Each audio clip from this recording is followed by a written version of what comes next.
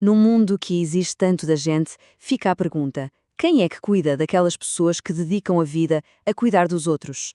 Hoje, a gente vai mergulhar na história da Yasha, um projeto que nasceu de um desafio pessoal e que se transformou num verdadeiro farol de apoio. Respondendo exatamente a essa questão. Você não está sozinho.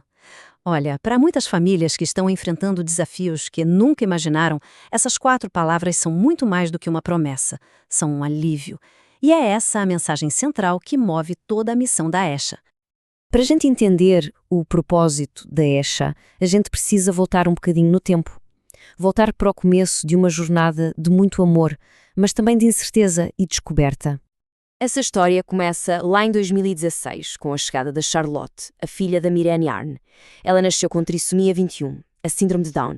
E a sua chegada, claro, trouxe uma alegria imensa, mas também abriu a porta para um caminho cheio de desafios que ninguém conhecia. E esses desafios, olha, eles chegaram rápido e com tudo. Logo depois de nascer, uma cirurgia cardíaca de urgência. Esse foi o primeiro grande obstáculo. Depois, em janeiro de 2017, foi preciso fazer uma traqueostomia, um procedimento que acompanhou a Charlotte por quase 2 anos. Essa linha do tempo dá uma pequena ideia da intensidade que foi essa jornada. E foi no meio de tudo isso que a Mirene percebeu algo muito profundo. Um sentimento de isolamento, de invisibilidade. Ela se deu conta que a luta dela não era só dela. Era uma batalha que muitas e inúmeras outras famílias atípicas também enfrentavam, muitas vezes se sentindo deixadas de lado pela sociedade. Mas foi dessa percepção, dessa dor que era compartilhada, que nasceu uma faísca de esperança. A experiência pessoal estava prestes a se transformar numa resposta para muita gente. A Isha. Depois de anos navegando nesse sistema todo e sentindo na pele a falta de um porto seguro, a ideia foi amadurecendo. E agora, em 2024, essa ideia virou realidade com o nascimento da Yasha. Uma resposta direta a essa necessidade de apoio e de reconhecimento. A missão da Yesha é super clara e poderosa: oferecer escuta, orientação e empoderamento.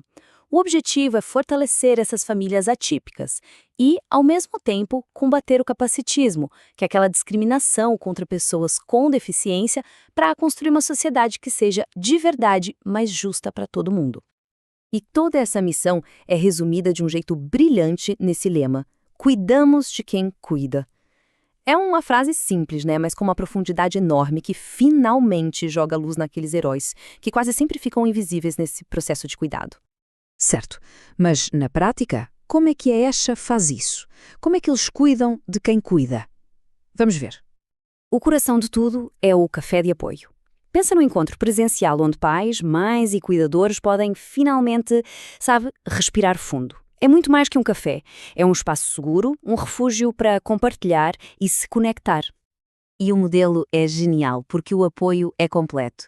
Enquanto os cuidadores estão recarregando as energias com atividades como acupuntura, aromaterapia e workshops, as crianças são super bem acolhidas numa sala separada, com atividades pensadas para o desenvolvimento motor e social delas. Assim, o cuidado se estende para a família inteira.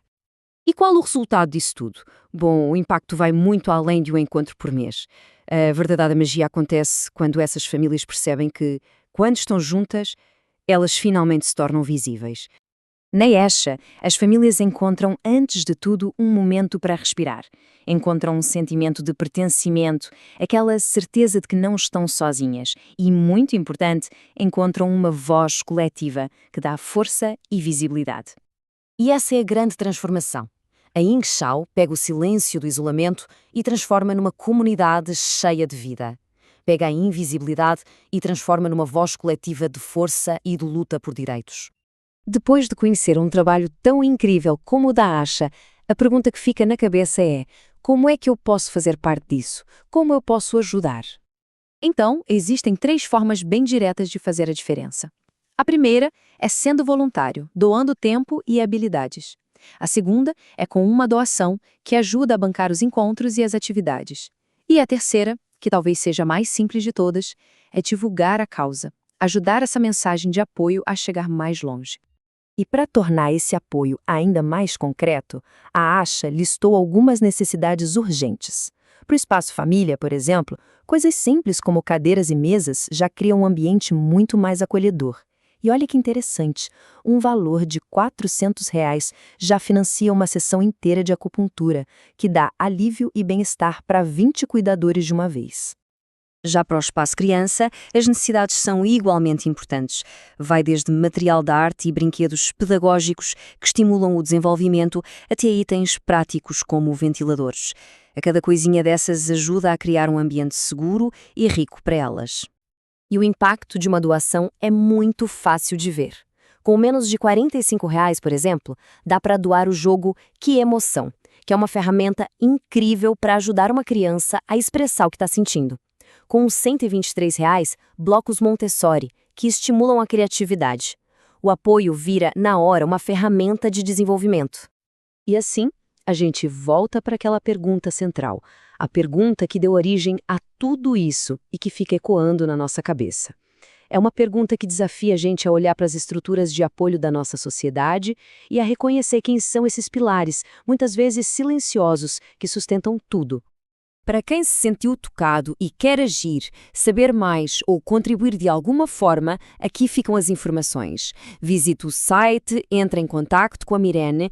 Cada gesto de apoio, por menor que pareça, ajuda a fortalecer essa rede que é tão essencial. Muito obrigado pela companhia.